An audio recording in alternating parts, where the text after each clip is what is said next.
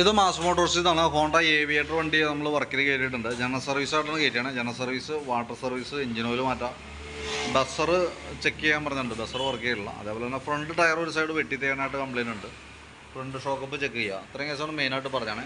അപ്പോൾ നമ്മൾ വണ്ടി ഓടിച്ച് നോക്കി വർക്കിന് കയറ്റിയിട്ടുണ്ട്. അതിൻ്റെ ബാക്ക് ബ്രേക്കിൻ്റെ ഭാഗം തുടങ്ങി നമ്മൾ ചെക്ക് ചെയ്ത് വരുന്നുണ്ട്. ബ്രേക്ക് ലൈനർ നമ്മൾ ചെക്ക് ചെയ്യുമ്പോൾ കമ്പനി ലൈനറാണ് നമുക്ക് കിടക്കണേ. ഹോണ്ടയുടെ ഒറിജിനൽ ലൈനറാണ്. നമുക്ക് ബ്രേക്ക് ക്യാമൊക്കെ ഒന്ന് അഴിച്ച് ഗ്രീസ് ചെയ്ത് റീസെറ്റ് ചെയ്യാനുള്ളൂ. ബാക്കിലത്തെ വീല് പിടിപ്പിക്കുന്ന ഷാഫ്റ്റിൻ്റെ ഭാഗം നമ്മൾ ചെക്ക് ചെയ്തു. നിലവിൽ വേറെ ബെയറിങ്ങിൻ്റെ കംപ്ലയിൻ്റ് ഒന്നുമില്ല. ഈ സൈഡിൽ നമുക്ക് ചെറുതായിട്ടൊരു ഓയിൽ നനവ് കാണുന്നുണ്ട് ഈ ഭാഗത്ത് കേട്ടോ. ഈ ഗിയർ ബോക്സിൻ്റെ ഈ സൈഡിലാണ് ഒരു ഓയിൽ ലീക്കിൻ്റെ ഒരു ലക്ഷണം കാണുന്നത്. ഇതിവിടെ ചെറുതായിട്ട് ലീക്കേജ് തുടങ്ങിയിട്ടുണ്ട്. പക്ഷേ നമുക്കതൊരു മേജർ ഇഷ്യൂ ആയിട്ടില്ല. ഞാൻ ഗിയർ ബോക്സിനകത്ത് ഉള്ള ഓയിലിൻ്റെ ലെവൽ കാര്യങ്ങളൊക്കെ ഒന്ന് കറക്റ്റ് ചെയ്തിട്ടേക്കാം. കൂടുതൽ പ്രോബ്ലം കാണിക്കുകയാണെന്നുണ്ടെങ്കിൽ നമുക്ക് അടുത്ത സർവീസിൽ അഴിച്ച് അതിൻ്റെ ഓയിൽ സീൽ മാറ്റണം കേട്ടോ. ഇത് ഓയിൽ സീൽ മാറ്റണമെങ്കിൽ എന്താ പ്രോബ്ലം എന്ന് വെച്ചാൽ ഫുള്ളായിട്ട് അഴിക്കണം. ഗിയർ ബോക്സ് ഫുള്ളായിട്ട് ഇറക്കണം. ബെയറിങ്ങിൻ്റെ ഭാഗത്ത് ഇപ്പോൾ വലിയ പ്ലേ ഒന്നും ഇല്ലാത്തത് കൊണ്ട് തന്നെ മാക്സിമം ഉപയോഗിക്കുക. വലിയ ലീക്ക് വരാണെങ്കിൽ പിന്നെ വേറെ മാർഗ്ഗമില്ല, നമുക്ക് അഴിച്ച് റെഡിയാക്കാം. അത് ഓരോ തൽക്കാലം കിടക്കാം. നിലവിൽ അങ്ങനെ ഒരു ലീക്ക് ഉണ്ട് അവിടെ, ഒന്ന് ശ്രദ്ധിച്ചാർന്നാൽ മതി. പിന്നെ ബാക്ക് ടയറിൻ്റെ കണ്ടീഷൻ നോക്കി പുതിയ ടയർ എടുക്കണേ. ഫ്രണ്ട് ബാക്ക് വീൽ ഹബിൻ്റെ ഭാഗത്തായാലും വേറെ പറയത്തക്ക കംപ്ലയിൻ്റ് ഒന്നുമില്ല. അപ്പോൾ ബാക്ക് ബ്രേക്കുമായി ബന്ധപ്പെട്ട് നമ്മൾ ചെയ്യണത് ബ്രേക്ക് ക്യാമൊക്കെ ഒന്ന് അഴിച്ച് ഗ്രീസ് ചെയ്തിട്ട് റീസെറ്റ് ചെയ്യുക എന്നുള്ളതാണ്. അത് റെഡിയാക്കുന്നുണ്ട്. ഗിയർ ഓയിൽ ലീക്കിൻ്റെ കേസ് ഒന്ന് ശ്രദ്ധിച്ചേക്കാം. കൂടുതൽ പ്രോബ്ലം ഉണ്ടെങ്കിൽ നമുക്ക് അടുത്ത സർവീസിൽ നമുക്കത് അഴിച്ച് മാറ്റിക്കളയാം. പിന്നെ അതേപോലെ എയർ ഫിൽറ്ററൊക്കെ ഒന്ന് അഴിച്ച് ചെക്ക് ചെയ്യാനുണ്ട്. കമ്പനി ഫിൽറ്റർ കിടക്കണേ. ഹോണ്ടയുടെ ഒറിജിനൽ ഫിൽറ്ററിനാണ് നമുക്ക് ഇതുമ്പോൾ കിടക്കുന്നത്. നമുക്കൊന്ന് തുടച്ച് ക്ലീൻ ചെയ്ത് റീസെറ്റ് ചെയ്യാം. കുറച്ച് പൊടിയൊക്കെ ഉണ്ട്, എന്നാൽ മാറ്റേണ്ട ഒരു സിറ്റുവേഷൻ ഒന്നും ആയിട്ടില്ല. ഒന്ന് തുടച്ച് ക്ലീൻ ചെയ്യാവുന്നുള്ളൂ.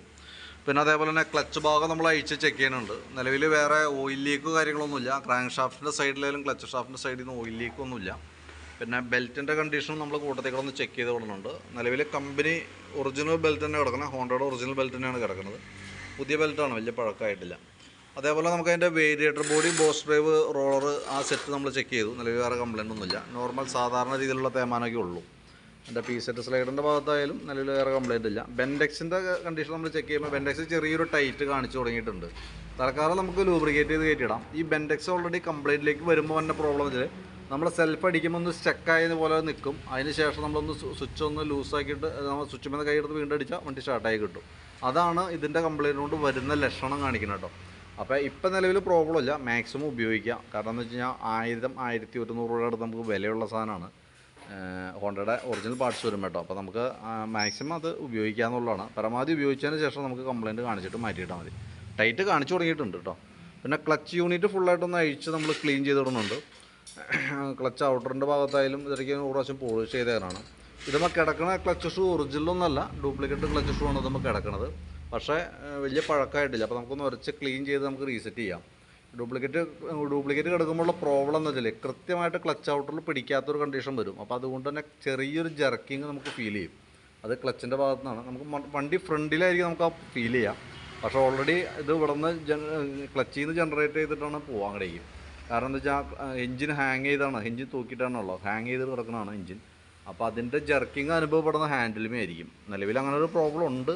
അത് ഇപ്പം നമുക്ക് ഓടിക്കുമ്പോൾ ക്ലീൻ ചെയ്ത് ഇട്ടേമ്പോൾ മാറും. കുറേ കഴിയുമ്പോൾ അത് വീണ്ടും വരും. പരമാവധി ഉപയോഗിക്കാം. നെക്സ്റ്റ് ടൈം നമുക്കത് ക്ലച്ച് ഷോക്ക് മാറ്റുമ്പോൾ കമ്പനി ഐറ്റം മാറ്റിയിടാനായിട്ട് ശ്രദ്ധിക്കാം. ഇതുമ്മ കിടക്കുന്നത് ഡ്യൂപ്ലിക്കേറ്റാണെന്ന് പറയാൻ കാരണം ഇതുമ്മ കറക്റ്റ് മെൻഷൻ ചെയ്ത് ഇട്ടിട്ടുണ്ട്. അതുകൊണ്ടാണ് എടുത്ത് പറഞ്ഞിട്ട് ചോദിച്ചിട്ടോ. പിന്നെ അതേപോലെ എഞ്ചിൻ ഹെഡിൻ്റെ ഭാഗത്ത് നമ്മൾ ചെക്ക് ചെയ്ത് വേറെ പറയത്തക്ക ലീക്കേജോ കാര്യങ്ങളൊന്നുമില്ല. ആക്സിലേറ്ററിൻ്റെ കേബിൾ, ചോക്കിൻ്റെ കേബിളൊക്കെ നമ്മൾ നോക്കി. നിലവിൽ വേറെ കംപ്ലയിൻ്റ് ഒന്നുമില്ല.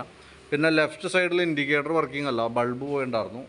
ലെഫ്റ്റ് സൈഡ് ബാക്കിലത്തെ അതെ ഫ്രണ്ടിലത്തെയും ബൾബ് കംപ്ലയിൻ്റ് ഉണ്ടായിരുന്നു. അത് രണ്ടും നമ്മൾ മാറ്റുന്നുണ്ട്. പിന്നെ അതേപോലെ ബസാറിൻ്റെ കേസ് എന്ന് പറഞ്ഞിട്ടുണ്ട്. അപ്പോൾ അതും കൂടി കൂടുതൽ നോക്കിയേക്കാം. ഫ്രണ്ട് ബ്രേക്ക് പാഡ് സെറ്റൊക്കെ ഒന്ന് അഴിച്ച് ക്ലീൻ ചെയ്തിടുന്നുണ്ട്. അത്യാവശ്യം ഉപയോഗിക്കാനുണ്ട്, കുഴപ്പമൊന്നുമില്ല. ഫ്രണ്ട് വീലിൻ്റെ ബെയറിംഗ് സെറ്റ് കാര്യങ്ങൾ നമ്മൾ ചെക്ക് ചെയ്തിരുന്നു. കാരണം ഫ്രണ്ട് ടയർ ഒരു സൈഡ് തേയ്മാനം കൂടുതലായിട്ട് കാണിക്കുന്നുണ്ട്. അപ്പോൾ അതുകൊണ്ട് തന്നെ നമ്മൾ ഫ്രണ്ട് ഷോക്കിൻ്റെ ഭാഗം ചെക്ക് ചെയ്തു. വേറെ കംപ്ലയിൻ്റ് ആയിട്ടൊന്നുമില്ല, വർക്കിംഗ് ഓക്കെയാണ്. ഫ്രണ്ട് ഹാൻഡിലിൻ്റെ ബെയറിംഗ് സെറ്റ് നമ്മൾ ചെക്ക് ചെയ്തു. അലൈൻമെൻറ്റ് കാര്യങ്ങളൊക്കെ ഓക്കെയാണ്, വേറെ പ്രോബ്ലം ഒന്നുമില്ല. അപ്പോൾ നമുക്ക് പരമാവധി ഉപയോഗിക്കാം. അതിന് നെക്സ്റ്റ് ടൈം നമുക്കത് മാറ്റണ സമയത്ത് ശരിക്കും പറഞ്ഞു കഴിഞ്ഞാൽ മറ്റേ ഡിസ്ക് ടൈപ്പ് ആണെങ്കിൽ നമുക്ക് റൊട്ടേഷൻ ചെയ്തിടാം. ഇത് പലവിലായതുകൊണ്ട് തന്നെ വേറെ മാർഗ്ഗമില്ല. സ്കൂട്ടറിനെ സംബന്ധിച്ച് വലതുവശം റൈറ്റ് സൈഡ് ഫ്രണ്ട് തേയ്മാനം എന്തായാലും സാധാരണ രീതിയിൽ കാണിക്കാറുണ്ട്. അപ്പോൾ ഇത് ഇച്ചിരി കൂടുതലായിട്ടുണ്ട്. ടയറിൻ്റെ പ്രോബ്ലം കൊണ്ടും വന്നുകൂടായില്ല. ടെക്നിക്കലി നമ്മൾ ഭാഗങ്ങൾ ചെക്ക് ചെയ്യുമ്പോൾ വേറെ പ്രോബ്ലം ഒന്നായിട്ട് തോന്നണില്ല. കാരണം ഫ്രണ്ടിലത്തെ ഫോർക്ക്, അതേപോലെ തന്നെ കോൺസെപ്റ്റ്, അതേപോലെ ബാക്കിലേക്ക് വരുമ്പോഴത്തേക്ക് എൻജിൻ ഹാങ്ങർ, അതിൻ്റെ ബുഷ്, ഇതൊക്കെയാണ് നിലവിൽ അലൈൻമെൻറ്റ് വേരിയേഷൻ വരാൻ സാധ്യതയുള്ള ഭാഗങ്ങൾ. അതൊക്കെ നമ്മൾ ചെക്ക് ചെയ്തു. നിലവിൽ വേറെ പ്രോബ്ലം ഉള്ളതായിട്ട് കാണുന്നില്ല കേട്ടോ. പിന്നെ അതേപോലെ എഞ്ചിൻ ഓയിൽ നമ്മൾ മാറ്റുന്നുണ്ട്.